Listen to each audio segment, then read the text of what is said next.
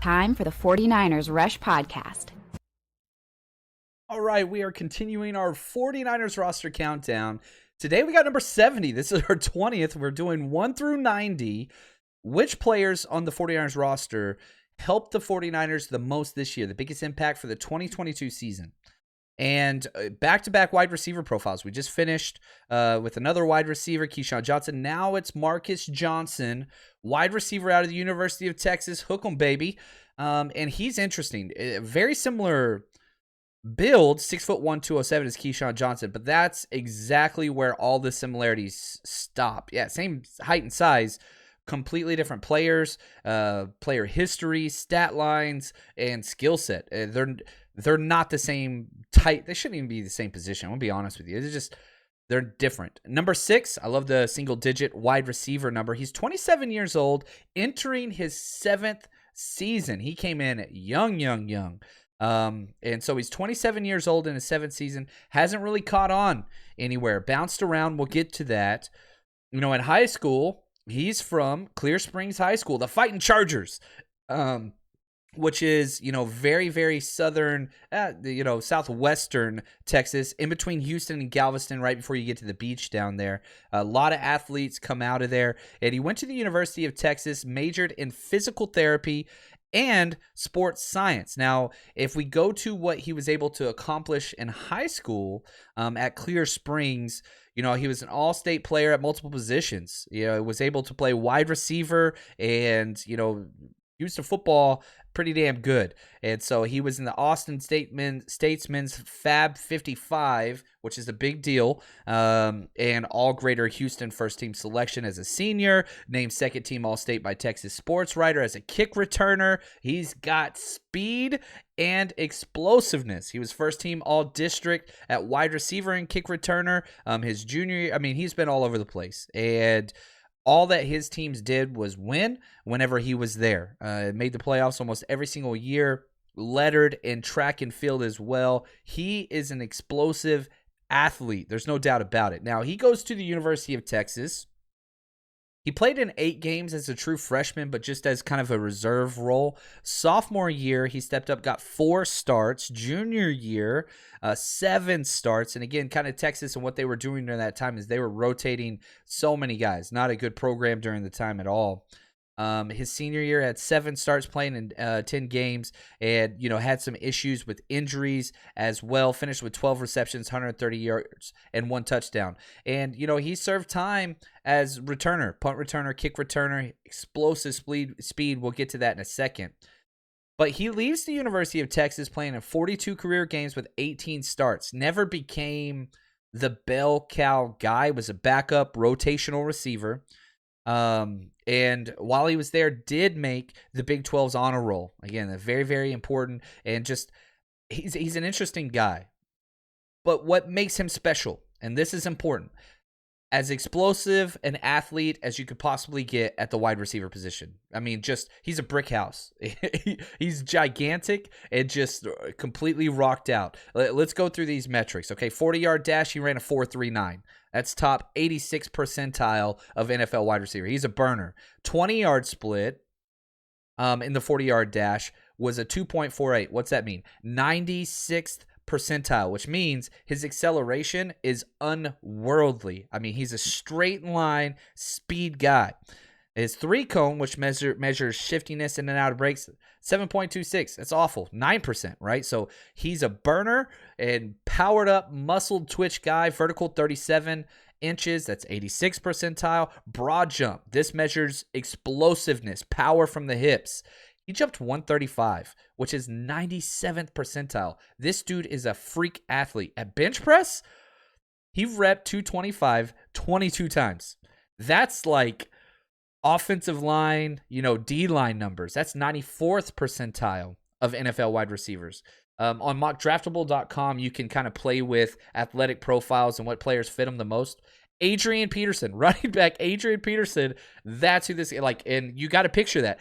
Jacked, muscled up, crazy athlete, not shifty. He is a straight line burner. That's why he's got return potential.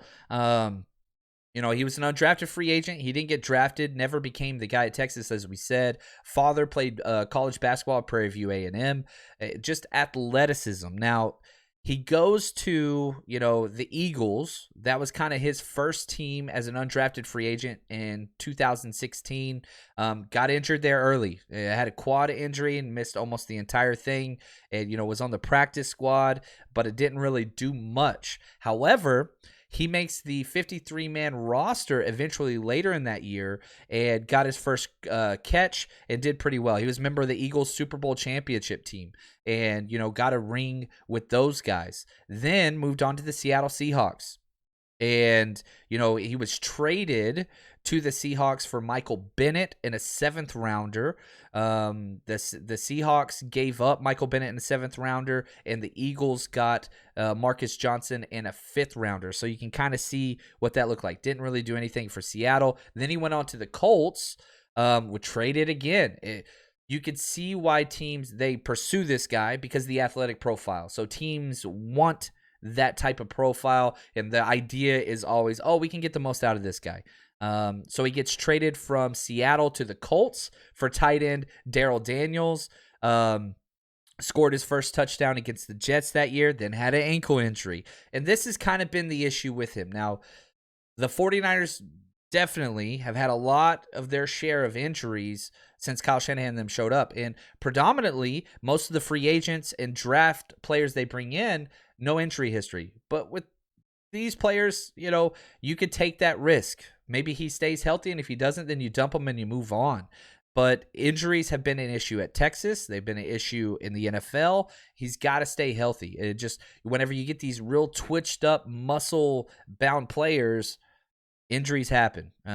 It's just the way that it goes. So bounce back and forth on the Colts year after year after year. And then the Titans is where he was last year. They brought him onto his practice squad. And again, he stayed with them the whole year, but finished on the injured reserve. It's what it was. And the 49ers just brought him over from last year. Now he's played in 41 games. He started 12. Like, he belongs in the NFL. There's no doubt about it. The issues are he just can't keep out of his own way with injuries. He's got 51 career catches, 839 yards, 3 touchdowns, 16.5 yards per average reception. That's great. That's incredible. Big play waiting to happen. Just can't stay healthy. So what does Marcus Johnson, the wide receiver, need to do? He's one of my dark horse candidates for the wide receiver 6 spot, which could make the roster. Will the 49ers go with 5 or 6 initially? If somebody doesn't get that clear, wide receiver 6, like, we got to keep this guy, I think the initial 53-man roster will end with 5 wide receivers. Then they'll bring one of these guys back. I think Marcus Johnson fits that mold. The explosiveness, now that you got Trey Lance throwing the ball, you can utilize somebody like Marcus Johnson. If Jimmy G's the quarterback, it makes 0 sense to even have this guy on your roster because he's not shifty. He's not going to get open. This is a powerhouse guy that can just go out there and basically do what Trent Sherfield did. Run digs, post, flies. That's his only job because the speed's still there. The athleticism is still there. He has it, and it shows on film. So, again, another guy, just like Keyshawn Johnson, they either make the 53-man roster or they're gone. Practice squad, it's not working for him. I just don't see it. Because the potential, he's got a lot more potential than Keyshawn Johnson. The thing that stopped him has been injuries. Keyshawn Johnson just hasn't flashed, right? That's why he had him 71 and Marcus Johnson 70 on our list. These guys, who knows? It's going to be a lot of competition for that wide receiver 6 spot. If nobody can differentiate and show that they're the clear winner and they have to be there, they could all be let go and just try to develop a younger guy and bring them on. But, man, I like this kid. Very positive memories whenever he played for Texas. And he passes the eye test. You see him and you're like, is that due to defensive end? Like he is jacked, explosive metrics, just got to stay healthy, man. So hopefully he has a great camp. It's going to be fun to watch him. I like the 6 out there on the jersey number. And that's Marcus Johnson. I want to say thank you to the executive producers of this entire series, Josh and Anthony. You guys are the absolute best. Great work as always. And man, we've got 20 down. Oh, man, we got 70 more to go. I love it, man. This is a dream come true for me. So I love breaking these down. Hopefully you're enjoying them as well. And, yeah, here we go. We got a lot more to go.